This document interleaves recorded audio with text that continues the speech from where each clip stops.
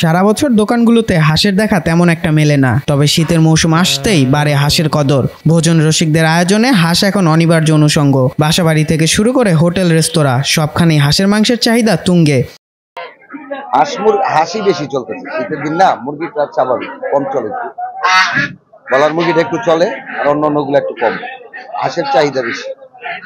চাহিদা অনুযায়ী যোগান দিতে দেশি জাতের পাশাপাশি বাজারে এসেছে বিভিন্ন জাতের হাঁস। তবে চাহিদা বাড়ার সঙ্গে সঙ্গে বাড়ছে দামও। এবছরও সেই একই দৃশ্য। দামের ঊর্ধ্বগতির কথা স্বীকার করে ব্যবসায়ীরা বলছেন, শীত বাড়ার সঙ্গে সঙ্গে হাঁসের দাম আরও বাড়তে পারে। সামনে শীত পড়লে হয়তো বাড়তে পারে, আরো যদি শীত আসে তাহলে বাড়বে।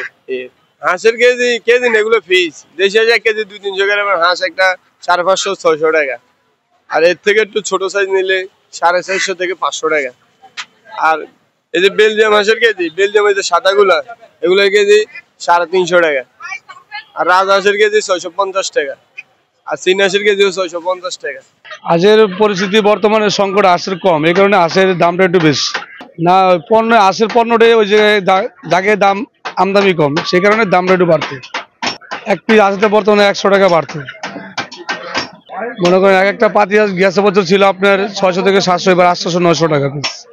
তবে অনেক ক্রেতাই হাঁসের মান নিয়ে সন্দিহান। সাবধানতার সাথে বাছাই করে কিনছেন পছন্দের হাঁস। ওয়েট দেখতে হয়, হাঁসের পশম, হ্যাঁ চামড়া উঠে পশম গুলো করে দেখতে হয় আর কি।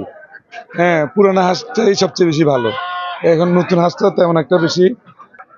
হাঁসের দাম এই হাঁস কিনে জায়গায় পাওয়া যায় না, কিনতে কষ্ট হয়ে গেলে দামটা বাড়ছে। হাঁস নিতে আসছিলাম না, হাঁস আগে এগুলা কিনছিলাম আমরা 550-600, সর্বোচ্চ 600 টাকা, এখন একটা 800 টাকার উপরে। আসলে কারণ কিভাবে বলবো, এখন কোথা থেকে আসে, এক একজন এক জায়গা থেকে নিয়ে আসে, ওদের কেনা বেশি বলতেছে। চাহিদা আর দামের এই সমীকরণে হাঁসের বাজারে এখনো গতি রয়েছে। তবে মান নিয়ন্ত্রণ ও সরবরাহ নিশ্চিত করা গেলে ভোজন রসিকদের এই শীতকালীন উৎসব আরও উপভোগ্য হবে।